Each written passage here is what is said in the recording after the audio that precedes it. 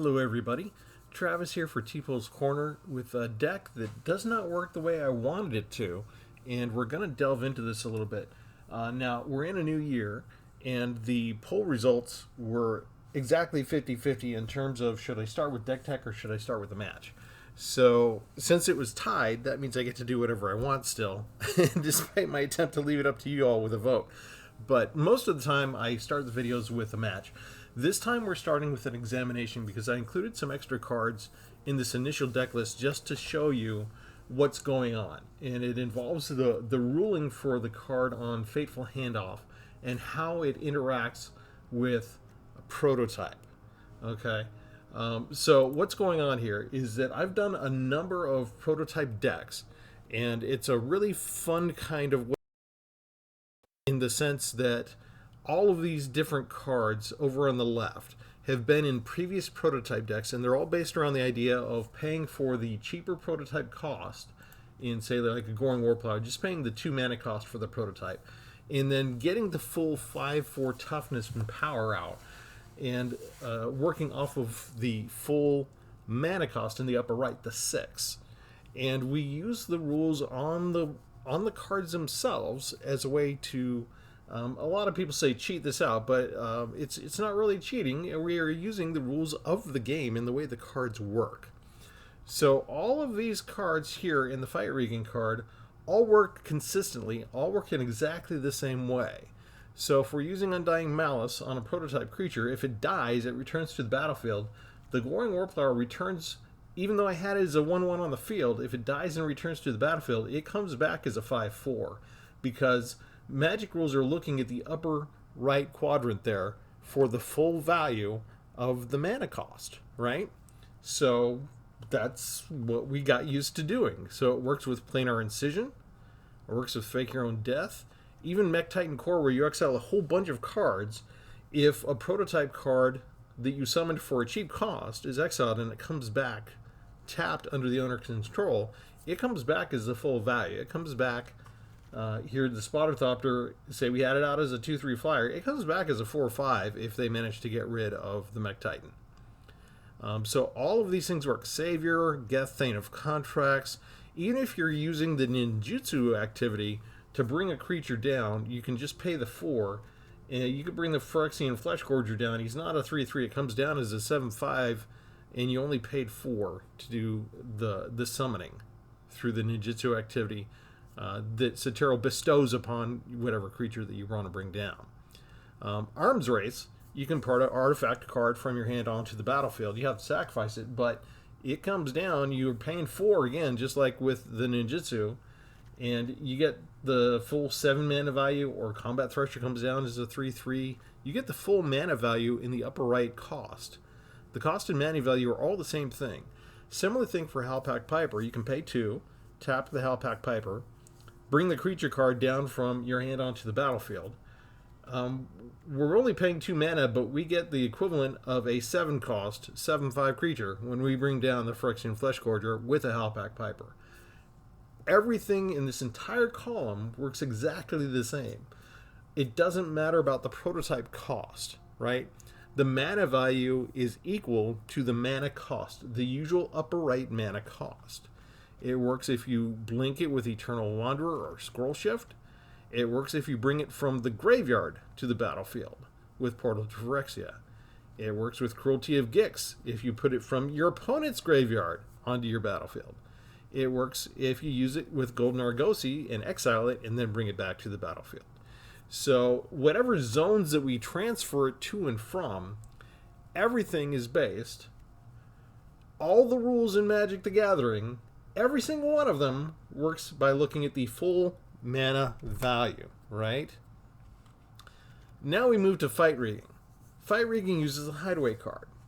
At the beginning of your turn, you put a +1/+1 counter target creature you control. Then, if you control a creature with power 7 or greater, you may play the exiled card without paying its mana cost.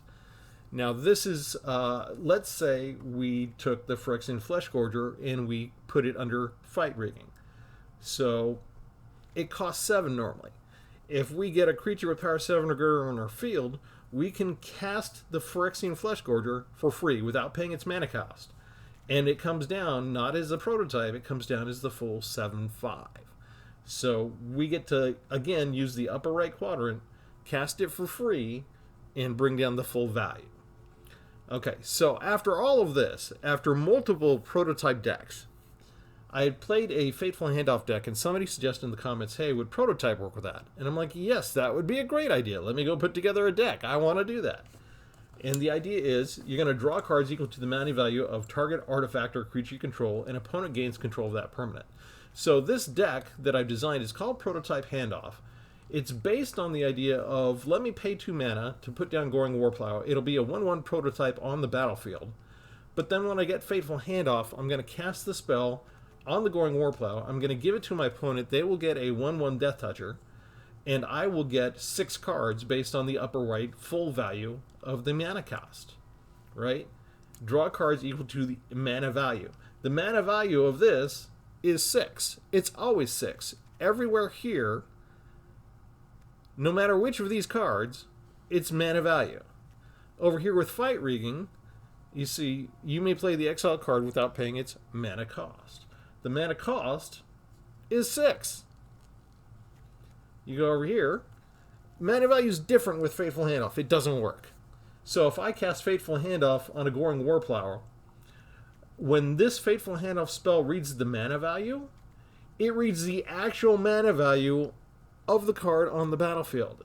The prototype, it can sense the 2 mana value cost of the prototype with this on the battlefield as a 1/1. So I don't get 6 cards, I get 2 cards. That's terrible value. It doesn't work. I don't like this. So there was a ruling, and it was about a year ago. A ruling associated with this card specifically, because somebody tried this somewhere, right? And it created some sort of controversy. And I don't have the history. It's not on the internet that I know of, but there's a limit on how much time I can research. But the ruling is that the mana value of an artifact creature that was cast as a prototype is based on the prototype mana cost rather than the card's usual mana cost. So Wizards took a look at every single rule that they have everywhere in terms of moving things from zone to zone, in terms of moving things from exile, from the battlefield, from your hand, from the graveyard to the battlefield, and universally, unanimously agreed that the usual mana cost is what we look at. When they looked at the hideaway and exiling it and playing a card without paying its mana cost, they agreed that for the prototypes, we're going to look at the usual mana cost. Then Wizards looked at Fateful Handoff and did exactly the opposite and said, oh, no. We're not going to use the usual mana cost like we did for everything else in the entire game. For prototype cards with Fateful Handoff, it's based on the prototype mana cost. Wizards of the Coast does not do this with any other card in the game. We've made like 9 different prototype decks using this strategy. This should have worked. This should be based on the usual mana cost. I should get 6 cards for giving this over to them. That's my opinion. Now, my opinion doesn't count for squat. Wizards has made the ruling. The rules when I'm playing on Arena, they have to stand as they are. So the card's not going to work the way I wanted it to. But the reason I'm going into all this is because I disagree with the ruling. I do not understand their logic at all. And so I invite comments from anybody who has some inside knowledge on this or greater knowledge of the game than I do. Why in the world would they change this to the prototype cost instead of the usual mana cost when they've done the usual mana cost in every single other card that we can think of to try with, working with the mana value and the mana cost of these prototype cards? Does not compute to me. Does not make any sense. So I'm going to delete all of these extra cards. These are all basically from other previous decks. Let me just... oh shoot, I did that wrong. I'm going to have to do the -1 at a time. But so this is why I got upset. Is I put together this deck. I was so excited because I've made a number of prototype decks, right? And I thought, oh, this is just absolutely fabulous. I like the Fateful Handoff card. I've made a number of decks recently using it. And this is just a way to mash up two different concepts using two of my favorite things.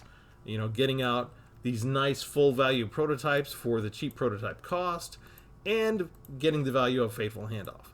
It was like a match made in heaven, and then it did not work. So what we end up with is this kind of a deck. It's got 65 cards. And let me show you the overview. Now that I deleted all the cards, it's actually freezing. It's taking longer. Okay, here we go. 26 lands, 22 creatures. So a couple of these extra cards are lands. I've got a Celestis in there as a mana dork as well. We've got 4 Fading Hopes so that we can, the initial idea, right, was I'm going to put out a cheap Warplow for 1/1. I'm going to cast Fateful Handoff, give them my prototype, draw a bunch of cards, and then I can just use Fading Hope, and whatever I gave them, I can just bounce right up into my hand. We've also got 4 copies of Colossal Sky Turtle, which we can channel and return a target creature to its owner's hand, so it can work the same way. We've got a G2 Amplifier. If we kick it, whenever you kick it, you return target creature and opponent controls to its owner's hand. So another way for me to get anything that I give to my opponent back to me. Scalding Viper, the Steam Clean sorcery adventure part on the left there, return target non-land permanent to its owner's hand. Again, more ways for me to bounce whatever I give. For removal, we got 3 board wipes with Path of Peril and 3 other board wipes with Expel the Interlopers to try and just control things. And if my bouncing doesn't work and I'm up against my own prototypes along with their forces, we can clear the board and start over again. I've got 1 Might Stone and Weak Stone that we can either use to draw cards or do a -5/-5 onto a target creature. And then we've got all the prototypes. A couple of Steel Seraphs, 4 of the Goring Warplows, 4 Combat Threshers, 2 of the Phyrexian Flesh Gorgers, and 3 Spotter Thopters. So if I'm going too fast, just freeze the video at any one time, and you can sort of just gaze at these to your own heart's content. But I do have the deck list published below. And then finally, because I'm doing 5-card deck here, I've got mostly the prototypes were mostly black and white in a splash of blue, and then with the bouncing I got into red, and so I decided to go ahead and splash green as well, and we put a couple of cameos in there. So all kind of fun. The way it turns out, I could probably take out the 3 Fateful Handoff cards and have a 62-card deck where the only extra cards are the 2 extra lands, and this would be a beautiful prototype deck in and of itself. It works pretty nicely.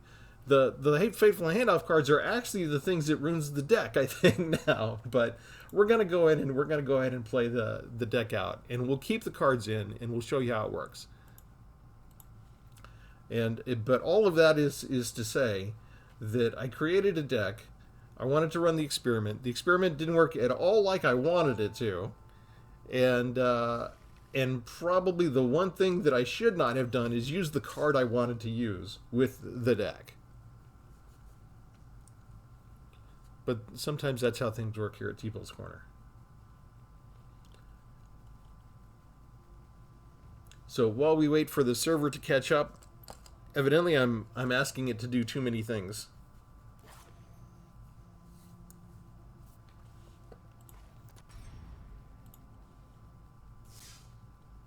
We invite everybody new.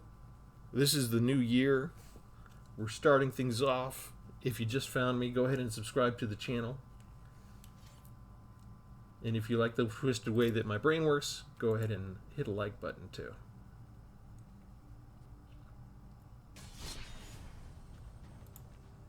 We did a Fateful Handoff the last video with Render Inert that worked pretty well, called it Inert Handoff. We're going to switch now to Prototype Handoff.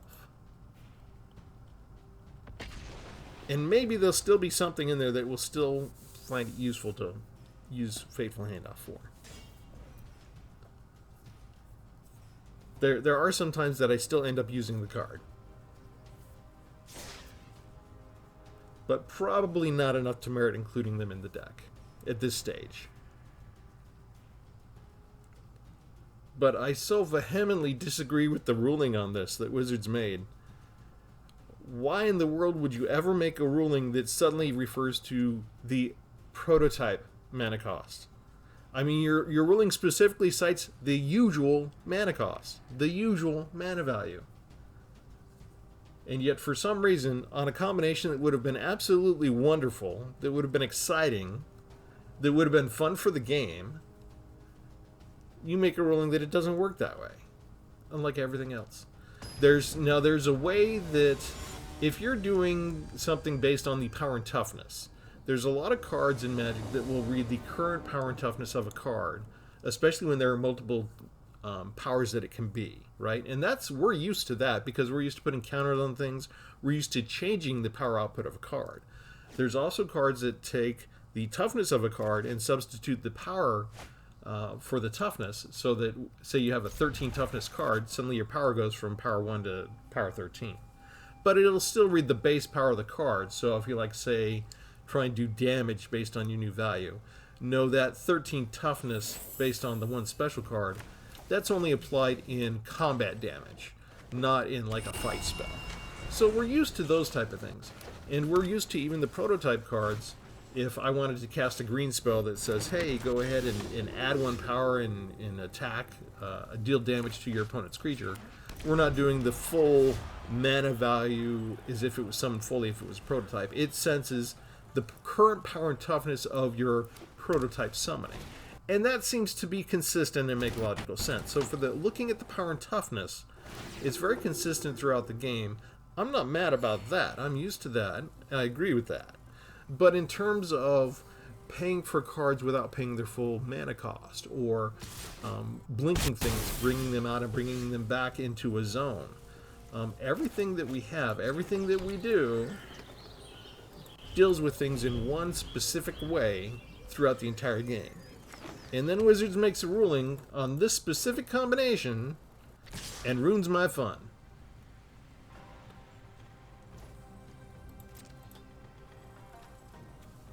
And so that's why I started with not with a match, but with laying out all my evidence, laying out all the volumes of stuff that we have here. Okay, what do I need here? I've got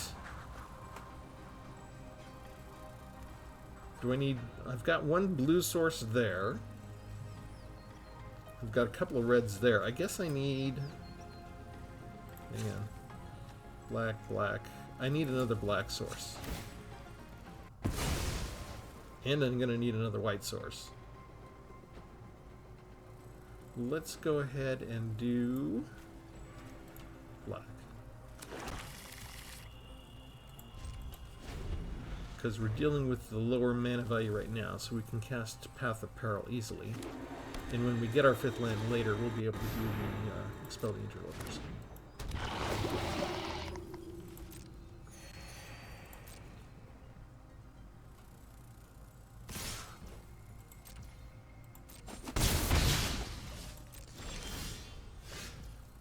And none of that is working right. Let's go ahead and bring down the Death Toucher.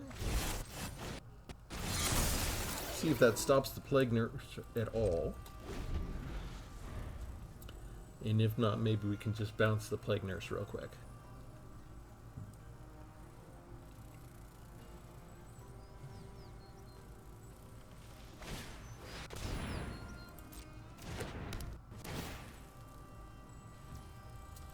Okay, that's fine.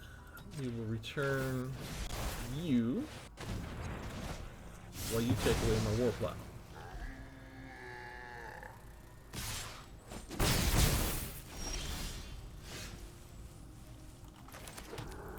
Okay, does that give me 2 white mana? So it does. Okay, perfect. We can now use our Expel the Interlopers.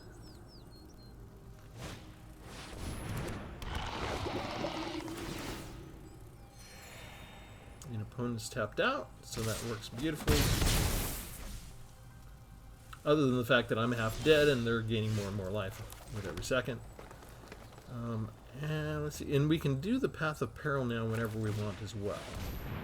So we just choose 0 for our Dial of Yield, and we nuke the board, and we reset.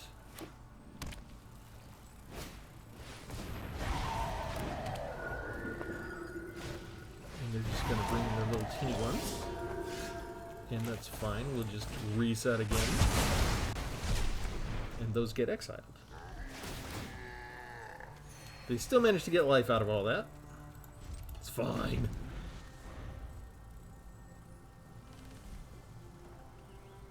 We've got one of the nice useless Fateful Handoff cards. Wonderful. Time to kick it. Go back up.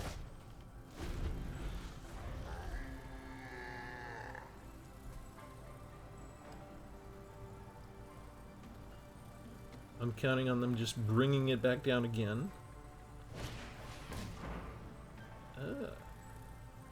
Enchantment or land card.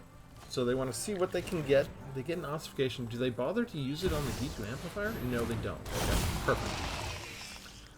That's fine. Just dial a yield again. Give my guy +2, and we make the limit 4 for power.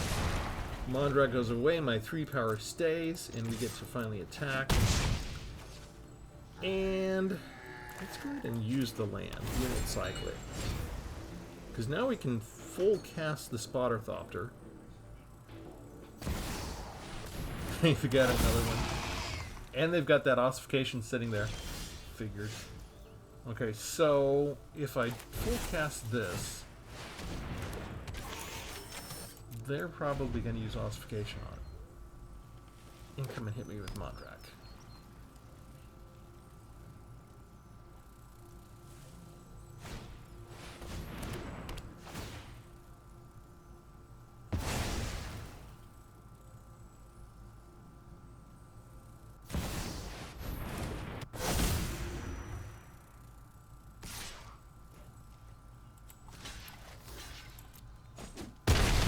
Got enough to exile whatever I put out next, which is terrible for me, but at least I'll get to scry.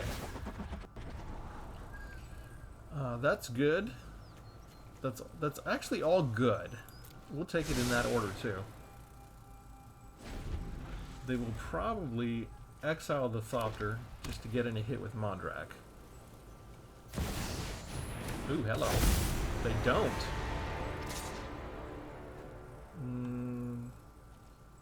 No blocks. We'll take the hit.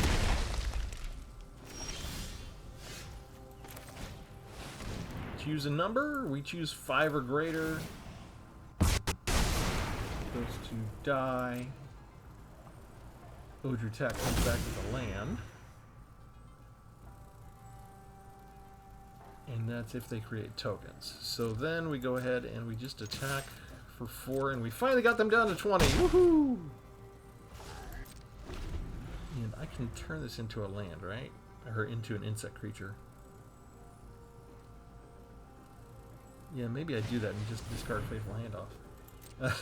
You can, okay. You may exile an online card. You can exile that one if you want.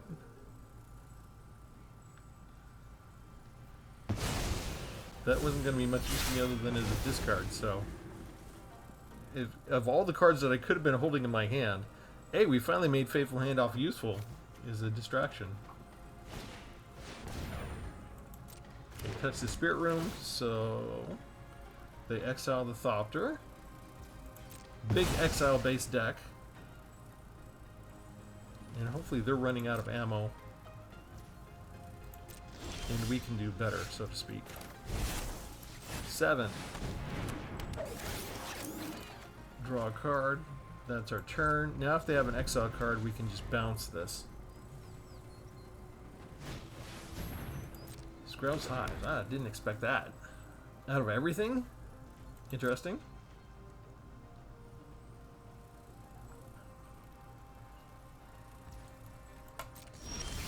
They're looking at our Thresher as if it's still something they can do something to. Not converting this still because I want to full cast the Goring Warplow. Deals 4. No. We will bring you up. Let it resolve. And now we just full cast you instead. Because I get to draw a card. And it's a land. I might keep that to cycle for a change.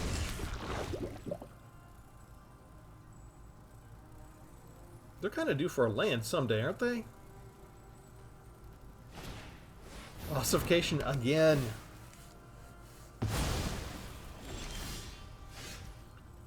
Okay. Death touch.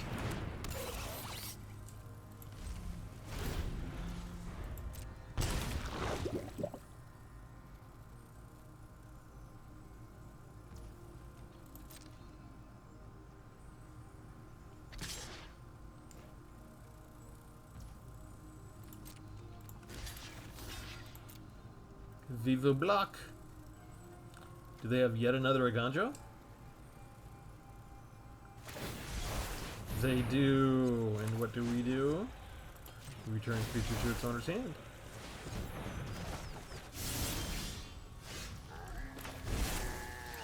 Let's try again. Don't need more land at this point. Okay, now we might be able to use Fateful Handoff. Okay. Okay, let's try this. I might need more land to get all this done.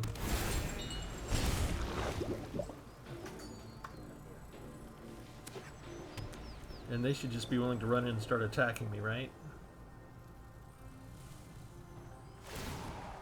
Oh, no, they hadn't used In the Trenches the entire time. They got me. Yeah, the Skrell's Hive did miss. I don't think that I can make any of this work now. If I use you as a blocker...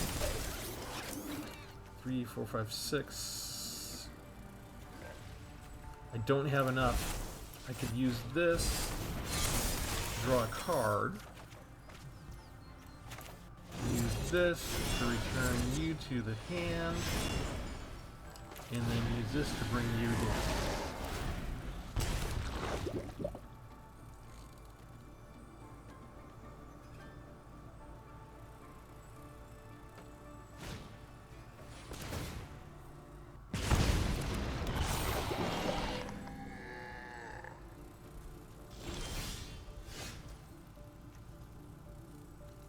That will give me another poison counter if I target it.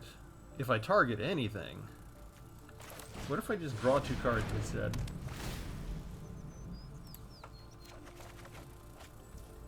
That works nice.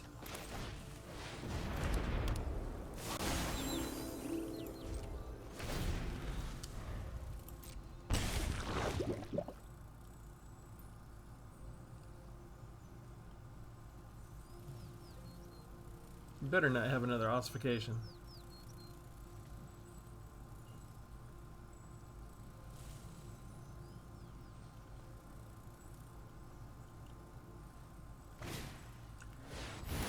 They do have an exile type thing.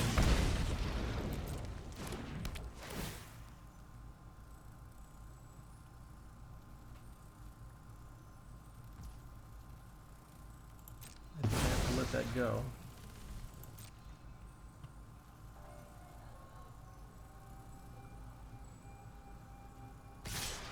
And they come in with everybody. So I can get rid of one of those. That gives me a poison counter. Something gives them all lifelink, right? And then I can block the 2/3 and kill it. And I can block you, and I die finally to the 2/2. And after all that land, and it wasn't enough.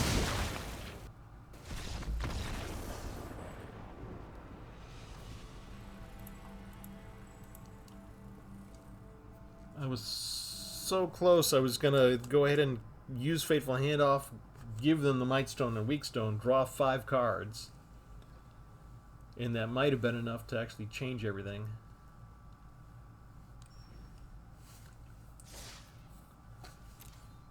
You always get the sense that you're just like one step behind.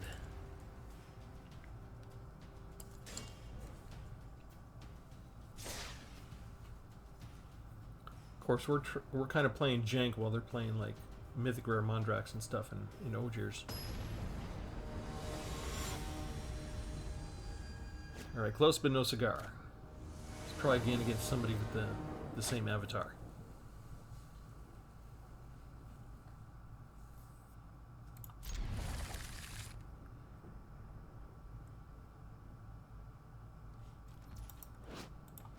And now everything will change. We get to go first.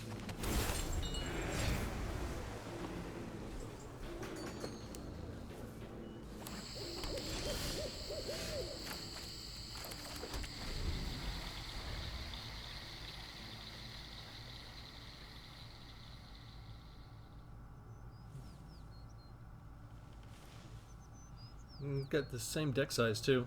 Exactly spot on. Yeah, one different. Okay. Nothing that we want to play yet. And so you can kind of see under normal situations, just us getting that card early on is kind of not the greatest idea.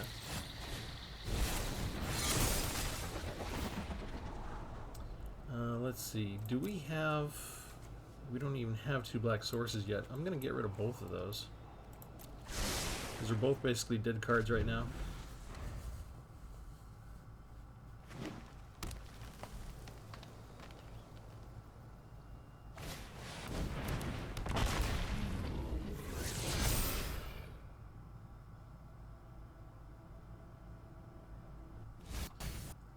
And they throw that in the graveyard even though they could bring it down and destroy my artifact.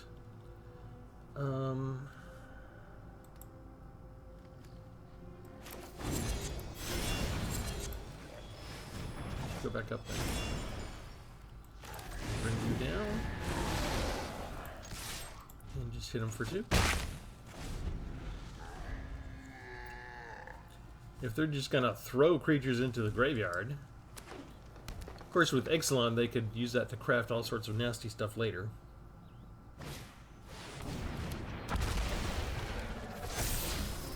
Ooh, Galta. Nice. Can't cast Galta yet. How about throwing that into the graveyard too? It's a good idea, yeah? I mean, it's 8. They did not throw that into the graveyard. Here, we'll bounce you. Again. And hit you for 2 again.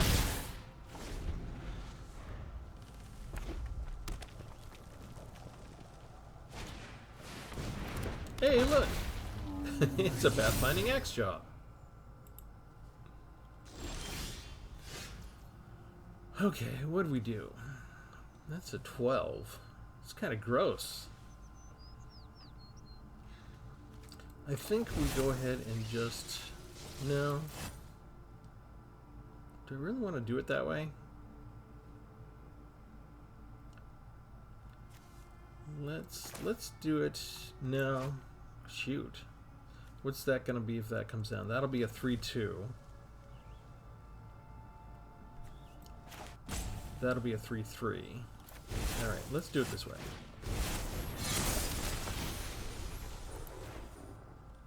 Just give that flying. And we're not going to attack though.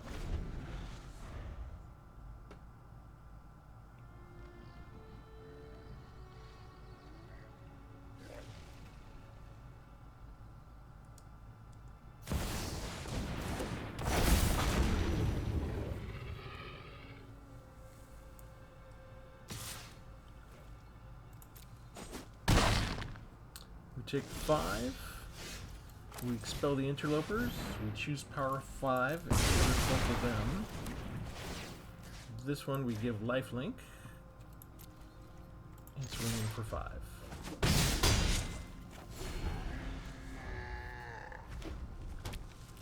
One away from getting Galta on the board. Got trampled too.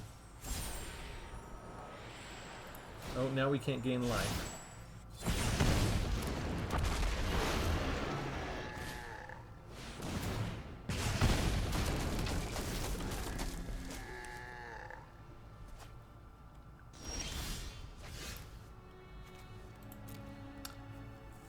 Okay. Next. I could give them something. I'm not getting any land. That's really what I need. Do I use the Death Toucher or do I use the... I can't gain life right now. So we just use this. We choose Vigilance. Hit him for 3 and we can still use it as a blocker next turn. And there comes Galta. Any number of creature cards come down. They had 3 creature cards. That's like that's like Ixalan's greatest, most beautiful dinosaur hand ever. Because that has haste.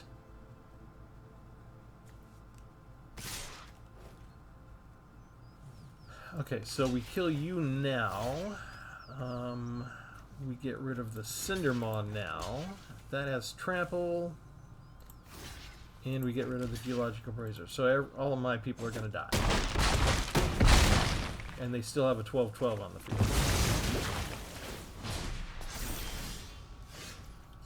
Well, that's just like beautiful.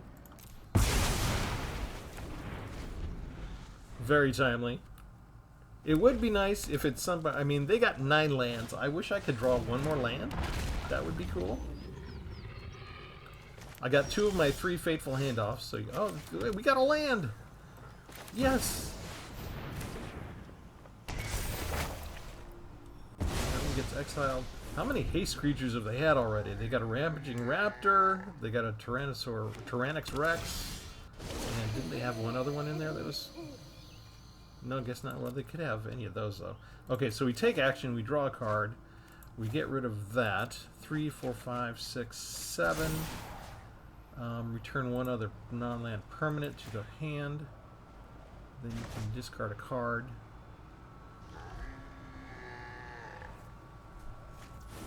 They discard a land. We play this.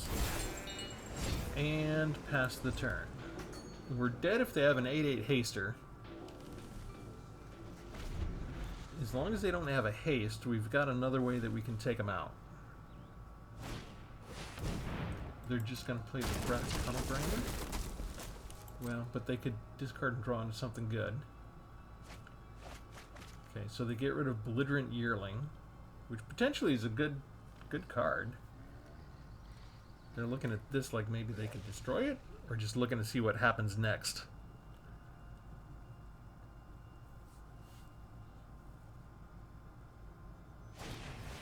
They destroy it. Okay. We're still alive, and we've got a chance. Yet another 6/6 coming our way.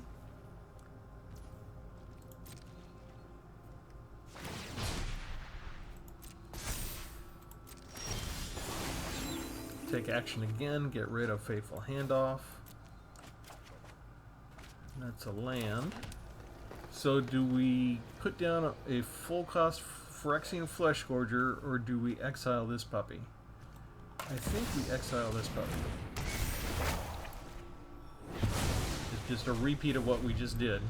So we got rid of 2 of their Hammer Skulls, each with a Kami War. Do you have a second Over the Edge handy? Because whatever you summon as a creature, I'm just going to throw it back up into your hand.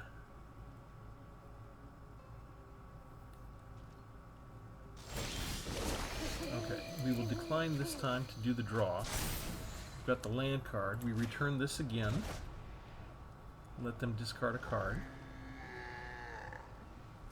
If they're preparing, they have a spare land. No, a Triumphant Chomp instead. Okay, so now finally, full cast the Flesh Forger. Just keep everything else for options.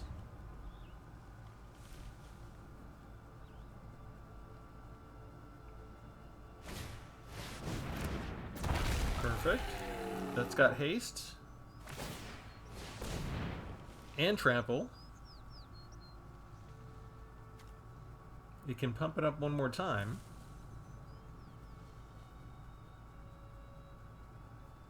But we're still going to gain more than life if they attack this turn. And we have Menace, so they kind of have to attack, right? There's no way. Let's see, +2. They could do that to 8. Or if they got through with 6, they could have a lightning bolt or something in there. But they can't really target the Flesh Gorger to get it out of the way, so they're stuck. So they're all in with 8 points, but they're tapped out. We don't even have to block, really.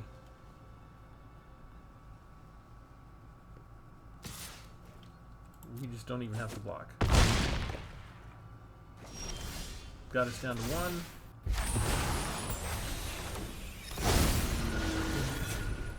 We hit in for 7, and that's game.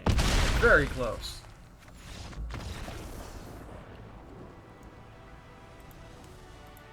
And really Expel the Interlopers saved our bacon. Ixalan's really good about the dinosaur synergy, and not only getting down dinosaurs fast, but getting down a lot of them, and a lot of them seem to have more power than they should.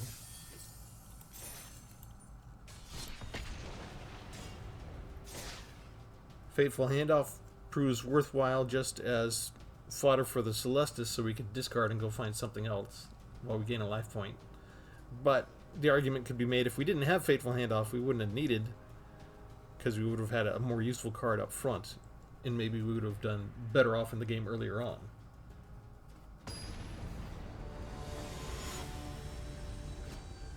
Haven't quite gotten to the point where using it makes sense. Would have made perfect sense if I could have drawn 6 by giving them a 2/2 card, but no. Wizard rules that doesn't work the usual way.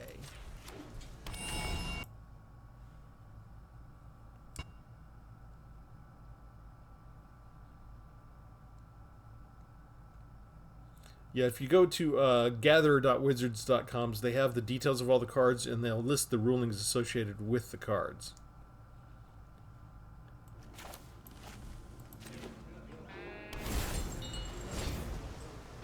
One black source. I'm going to get another black source with that, maybe. In my field of ruin.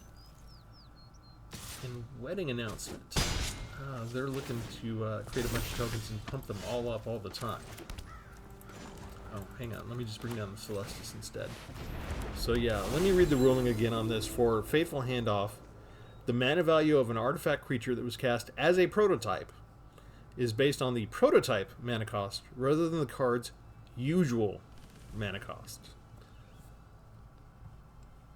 So every other thing that Wizards hid when they make these prototype cards that allow us to get them out at full value and measure the full value, they took this one card in the last 6 expansions from a Brothers War expansion. It's the same set as the prototype set. And they made a ruling based on how this card, this Fateful Handoff card, works with specifically prototypes. And that's it.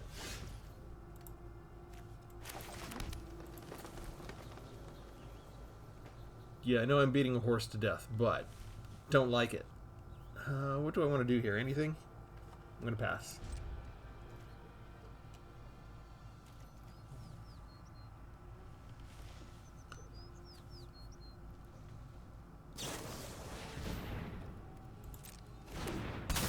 Bring somebody back up to your hand? No, you're just bringing it in. Okay? Take action! Get rid of Fateful Handoff. My opponent would probably look at that card and agree it's a pretty useless card to me right now. And we're going to take at least 7 points of damage.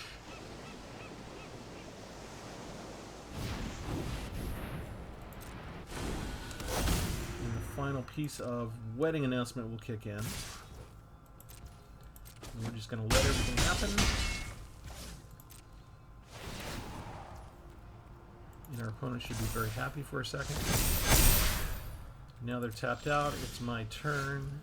We get a land. We play Path of Peril. All of your tokens die. Everybody dies. You two were just talking about a digital game. Don't worry. Just a game.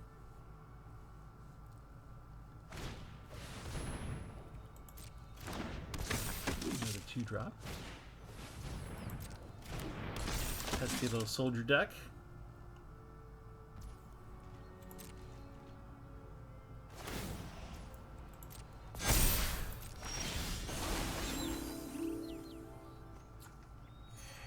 Let's decline. We'll just take what we get. Spell the interlopers.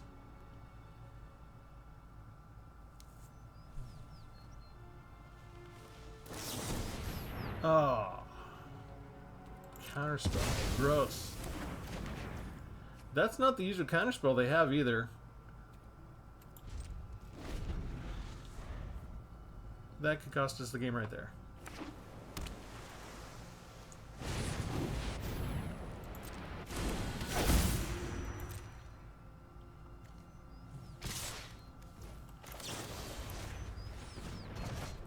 We need another board wipe.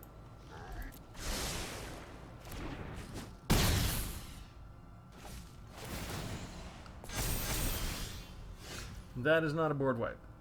Okay, so we can bring you down. We can bring you down. We can bring you down. And scry. And we are scrying. Well, that'll still work, right? 3, 2, 3, 4. Okay, that'll still work. Combat Thresher. Is that going to be enough? We'll try it. We'll try it this way. If they remove the War Plower, we can at least chump block with the Thopter here.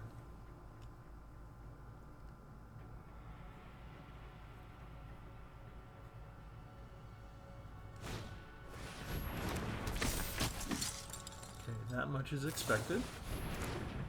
That's kind of gross. That's too many. They don't attack yet? Okay, so we bring you down. Do the -5 to the flyer. Bring down another Death Touch blocker. And we are tapped out. And they've still drawn more land than me.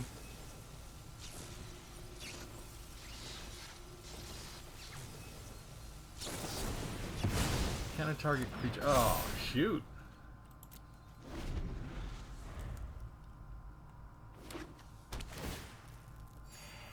I'm not used to seeing Essence Capture in a soldier deck. They should be willing to bum rush me here. They really should. I'm down to 6. I mean, you gotta know, you can get me down to 2 life points here. They have so much extra mana to sink. Oh, they whiffed. They whiffed on their creatures. And still didn't bother attacking.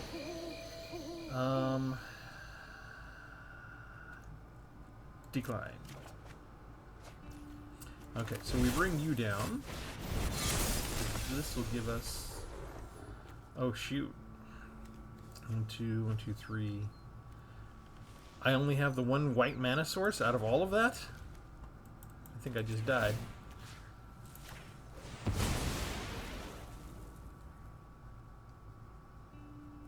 Give me a plains. Out of all the tri-lands that I have,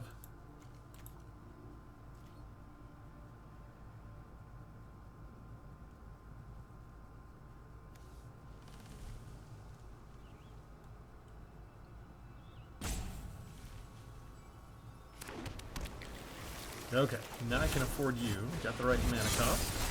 Got the right colors. We draw another card, and it's a land. Land is not what I need. Okay, so... what do we do? We go get lifelink?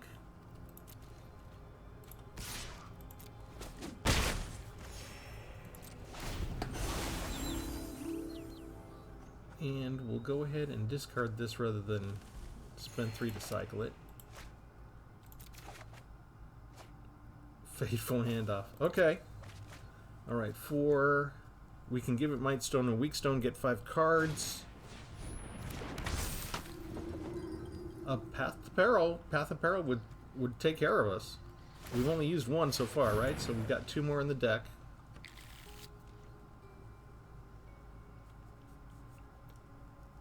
They're not going to attack, right? They've been so conservative. You don't want to attack. Not right now. You just want to get overwhelming force. Yeah, we know you. We know you. Alright, so Fateful Handoff. We give them this card. We draw 5. We did not get anything that we wanted. Okay, return target permanent to the hand. Let's get rid of the token.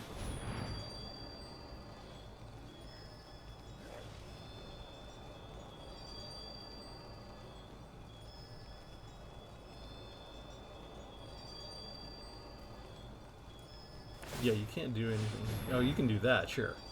Yeah, sure.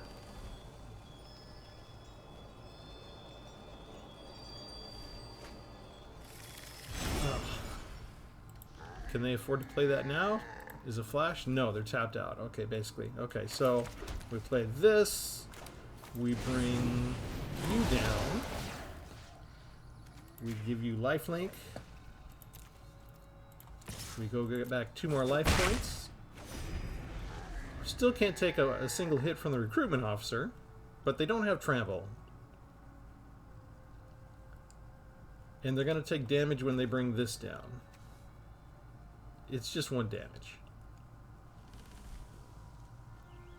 The odds are still very much against us.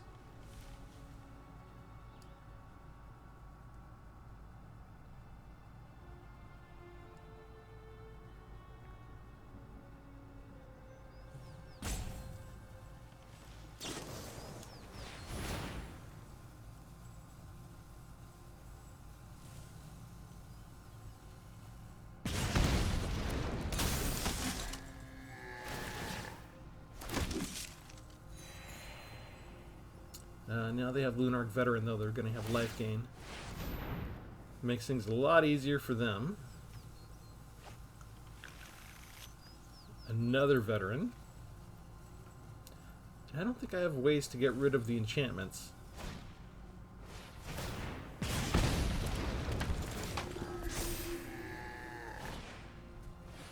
Another recruitment officer. Okay. They're going all in.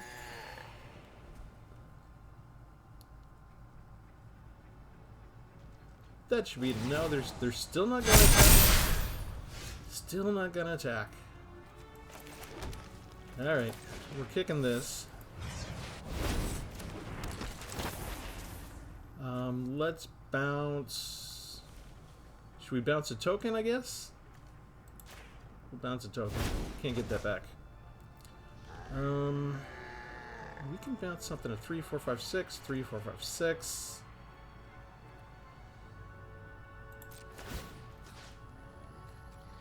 Does anybody have... Okay, let's go ahead and give this lifelink.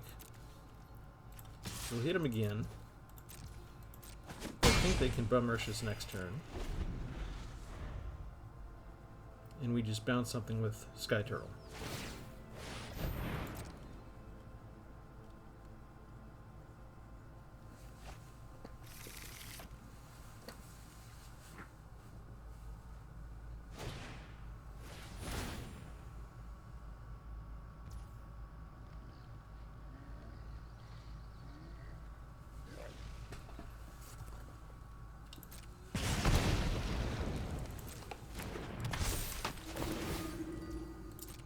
My kingdom for a board wipe.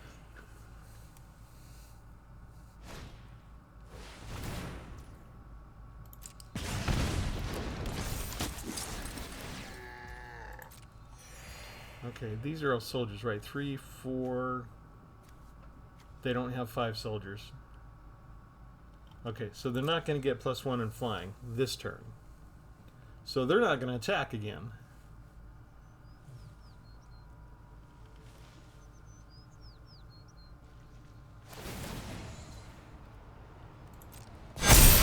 Resolve. Resolve. Return you to the hand.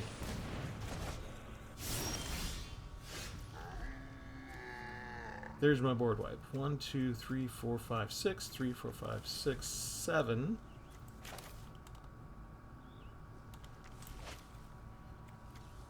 Does anybody more than 2 on their side? Okay, so we're going to be risky, because I bounced that, because I didn't know I was going to get the board wipe. Perfect. Pass the turn. We're not going to go attack anybody.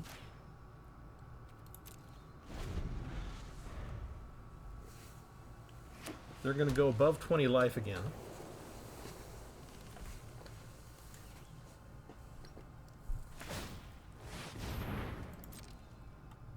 They need a soldier that can attack this turn. They've got 4 soldiers. That one cannot attack this turn. They whiffed on searching for somebody. They can still search one more time after they gain all this life.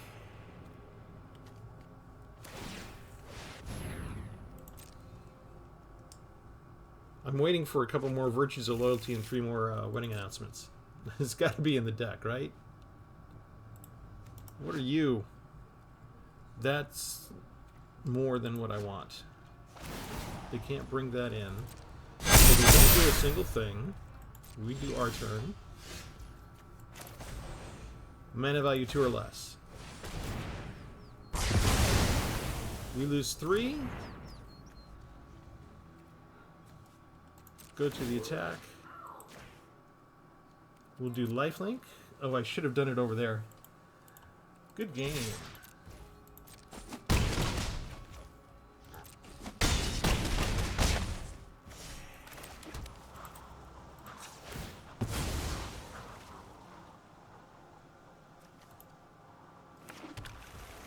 In the turn.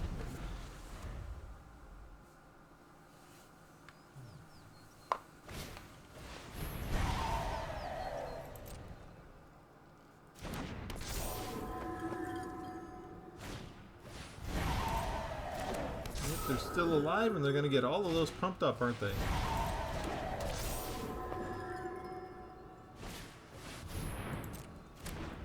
Do you have enough stuff?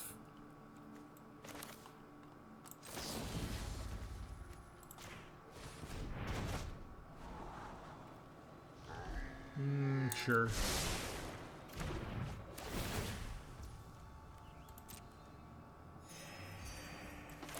Cycle.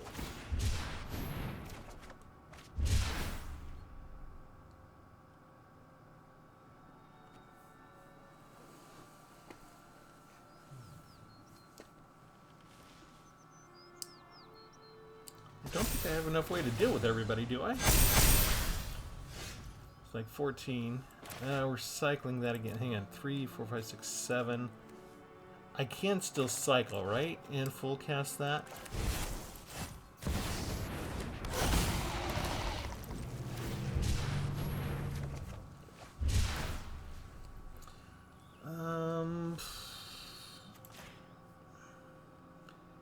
Lifelink.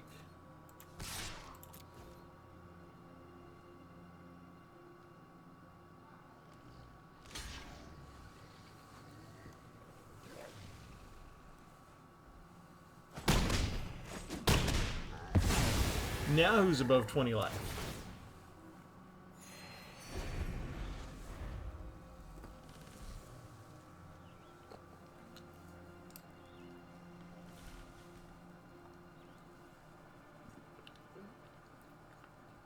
Well, they said good game, so I think they were about to pack it in, but they realized that they had 3 creatures that they could just bring back with Disturb. And this pumps them up so much after every turn. They basically get an automatic +3/+3 to everyone.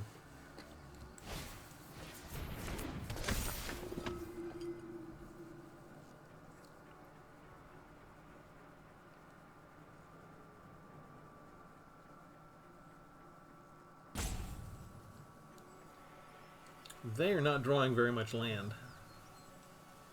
All of those times where they whiffed, there's probably a lot of land that got sent to the bottom of their library. Oh, hello.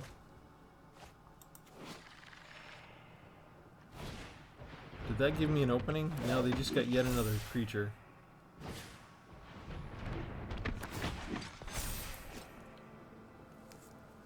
This soldier deck is disgusting. Look at how many creatures they can put down in one turn. Just a whole nother army right away. Okay, so what do we do against this? Well, I guess I need to play this.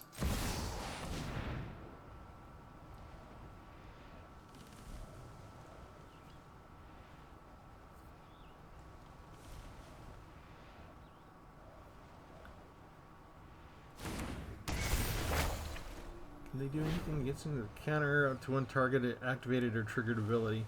So can they stop that? Yeah, they can. I think they got me with that. That was a good play by them, holding that to the... That's yet another kind of counterspell. It's like the third counterspell. Let's see. I can chump block once, so... Rather than bringing that down, let's see if we get another board wipe going on. That is not another board wipe. I think we just get rid of that. Give that vigilance. Swing in. This gives me another source of lifelink. They need to chump block with 2. I can at least get rid of one of their creatures now for sure.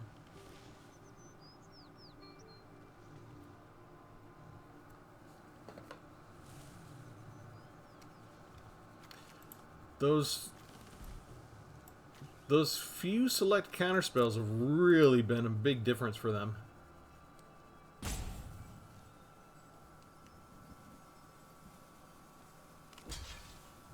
Okay, so you got to put in one other one. Just the Lunarch Veteran. Okay. Yeah, we'll take out the 7/7. We didn't have Trample or anything. They're back nearly to full health with 7 creatures on the board. They shouldn't have done that. Because now the Chapter 2 is going to get them a tiny bit.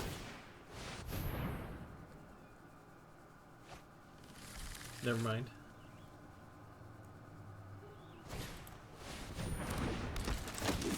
Yeah, so we'll get rid of one of these with Chapter 2 in a second.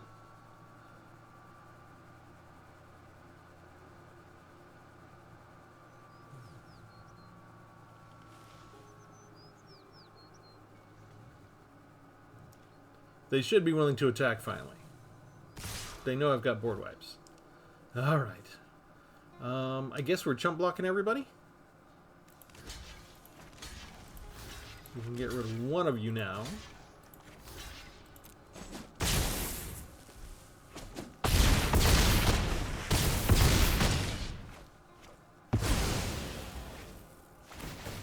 Still 6.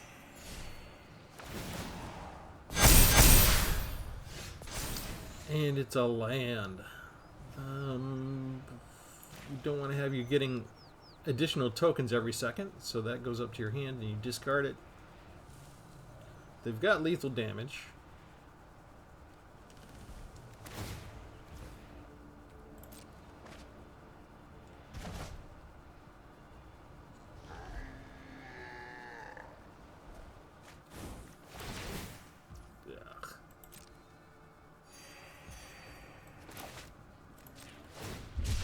Cycle.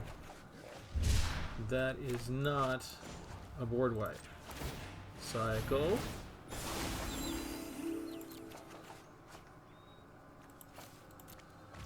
That's game.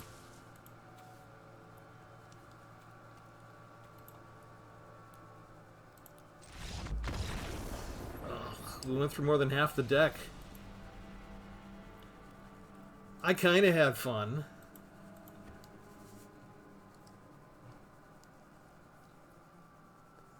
I felt like I was due for another board wipe.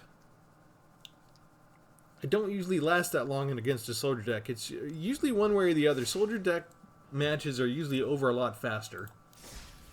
But that took up a lot of time, so I think we'll leave it there. So prototype handoff. There you have it. The combo does not work. I think it's intuitive based on our experience with every other card in the entire game that we have used. that it would have. But no. Ruling specifically says you do not use the card's usual mana cost with this one specific card in the entire Brothers War set. That specifically using the prototype cards, that you have to base it on the prototype mana cost. So if you summon it for 2, Fateful Handoff only sees 2. It's the only card that doesn't see the full upper right mana cost. Disagree with the ruling. Think it's terrible. Think it would be so much more fun. Think of how much fun this deck could have been if I could have had like a 7-card draw and then just bounced it with a Fading Hope. And, I mean, we're up against a soldier deck. I mean, it would have been a lot more exciting match if we'd been able to do something like that. Yes? Anyway, leave me a comment. Let me know if you agree or disagree with my my outlandish opinion. And what you think of the deck otherwise. And if you would just eliminate the 3 Fateful Handoffs and still maybe run with the deck. Still kind of not bad in terms of being a sort of bounce / prototype deck where you can bounce the opponent's stuff and maybe still build up enough balance with your 6 board wipes to get an advantage later with full casting your prototypes. That would be what would be left of the idea of the deck, and then you probably have to call it something else. So, with that, remember to like and subscribe. Leave a comment, let me know what you think of all that has happened here, and we'll do something different next time. Thanks, everybody. Have a good one.